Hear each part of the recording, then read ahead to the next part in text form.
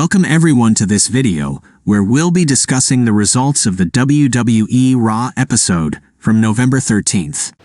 The show starts with Cody Rhodes taking the stage, asserting that he and Jey Uso will claim the tag team titles tonight.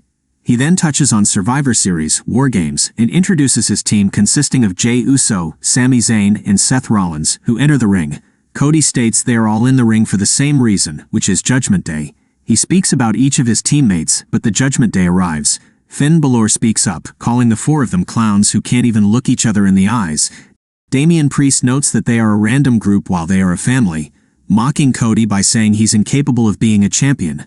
Priest and Finn continue, also ridiculing Rollins, Zayn, and then Jey, questioning Jey Uso's sincerity after everything he's done to each of his partners with his bloodline.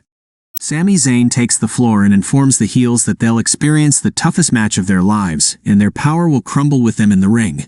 Meanwhile, Cody Rhodes wonders about the leader of Judgment Day, noticing Rhea Ripley's absence. McDonagh, Dominic Mysterio, Priest cracks and proclaims himself the leader, surprising the others. Seth Rollins interrupts everyone, tired of words, and proposes a tag team match with Sami Zayn against McDonagh and Dominic Mysterio, a challenge accepted by Damian Priest. The show then directly moves into this match, which was good, and surprisingly saw JD and Dominic having several moments of domination. They are good wrestlers, but they faced Rollins and Zayn. The world champion and Sami Zayn should have dominated this match from start to finish. However, it ended in a no contest when Bálor and Damian Priest intervened as Rollins was executing his stomp on Mysterio. Cody Rhodes and Jey Uso arrive, and a brawl ensues. Officials come in to try to separate the two sides. Adam Pearce intervenes furiously, banning everyone from ringside, even from the arena, to preserve the championship match scheduled for tonight. Rhea Ripley, also furious, argues in vain with Pearce. Last week's Raw ended with a general brawl, and this one starts with another. It feels like War Games is on the horizon. Back from the break, Pearce and Ripley are still in the ring. Zoey Stark interrupts their exchange, mocking Ripley by suggesting she's overwhelmed by Judgment Day, War Games, her title, and Dominic Mysterio's title. She asks Ripley not to look down on her. Ripley responds that she doesn't look down on her and had a feeling they'd face each other someday. But for the champion, Stark stands no chance. She says Stark's only chance of winning a title would be to try her luck at SmackDown. Ripley continues by stating she's still at the top, not spreading herself thin, and can still handle it all, before asking Stark to leave the ring. Zoey Stark mentions that she nearly took the title from Ripley at Crown Jewel and will become champion at Survivor Series. Ripley wants to attack her, but Zoey evades and pushes her down from the ring. Good promo from Rhea Ripley, a bit more complicated for Zoey Stark, who still has progress to make in this domain. A quick note to ask you to like the video and subscribe. It's always appreciated and essential for the channel. Thank you so much. Shinsuke Nakamura defeated Otis by pinfall after having to fight intensely and execute 3 Kinshasa moves on Otis. The audience greatly appreciated this match, rightfully so. After the bout, Nakamura taunted Chad Gable, but Akira Tozawa and Maxine Dupree held their coach back to avoid any conflict. Tegan defeated Piper Niven by pinfall with a crucifix pin.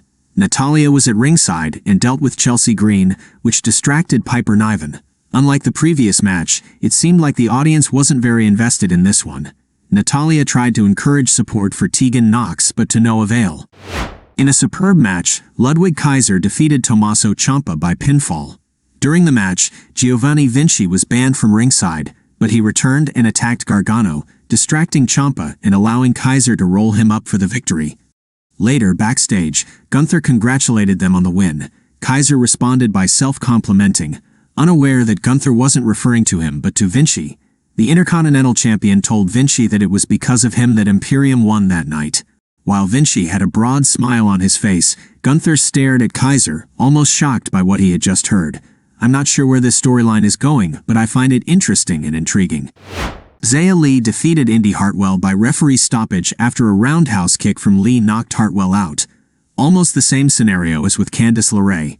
While they're trying to present Li as a serious threat, personally, it hasn't quite resonated yet.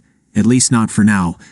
Becky Lynch entered after the match to attack Xia Li, but Xia fled. Lynch took the mic to inform her that she has only 7 days to run. Next week on WWE Raw, they will face off in a match. Following last week's entanglement, The Miz and Ivar faced each other to settle their differences. Taking advantage of a distraction caused by Bronson Reed, who was present to watch the match, The Miz won with a roll-up and by using the ropes for leverage. After the match, Reed attacked Ivar and delivered his tsunami. A match between Bronson Reed and Ivar? Count me in. Time for the main event, where Damian Priest and Finn Bálor defended the tag team titles against Cody Rhodes and Jey Uso in a rematch. A match that seems to have occurred quite frequently lately, but still remained a very good match. Banned from ringside, no other members of Judgment Day intervened. The same for Seth Rollins and Sami Zayn. However, while Jey Uso was dealing with Priest outside the ring, Drew McIntyre suddenly emerged and hit Jey Uso with a Claymore kick before sending him back into the ring. This allowed Bálor to secure the victory and retain the titles. On the stage, McIntyre observes Cody and Jey on the ground. Before being joined by Rhea Ripley, the two shake hands, and the show ends. We finally witnessed Drew McIntyre's heel turn. Let's see if he has truly joined Judgment Day for good, or if this alliance will only last until the War Games. And if he's indeed added to the War Games match with Judgment Day, there's still one person missing from Cody Rhodes' team. And spoiler alert, if you've been following the latest rumors, it might just be none other than Randy Orton. Yes, he would make his return after over a year of absence. And if not Orton, why not Kevin Owens, suspended from the SmackDown side? In summary of this Raw, there were great matches like Kaiser vs. Ciampa and Otis vs. Nakamura. However, the women's matches of the evening failed to captivate the audience.